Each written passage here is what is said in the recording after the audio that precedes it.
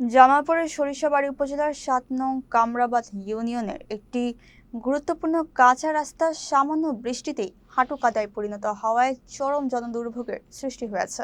Barabaria rally bridge থেকে সুয়াগড়ের ভাঙা bridge পর্যন্ত প্রায় ৩ কিলোমিটার এই রাস্তাটি চরাঞ্চলের ১৫ থেকে ২০টি গ্রামের মানুষের যোগাযোগের একমাত্র মাধ্যম। এই রাস্তায় একটি প্রতিবন্ধী স্কুল ও সরকারি প্রাথমিক বিদ্যালয় রয়েছে।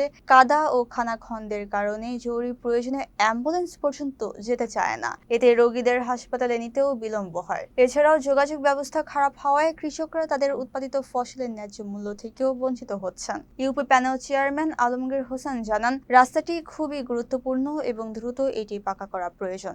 বিশেষ চাহিদা সম্পন্ন শিক্ষার্থী সহ সাধারণ মানুষের নিরাপত্তার কথা বিবেচনা করে রাস্তাটি দ্রুত সংস্কারের জোর দাবি জানিয়েছেন এলাকাবাসী ও সচেতন মহল।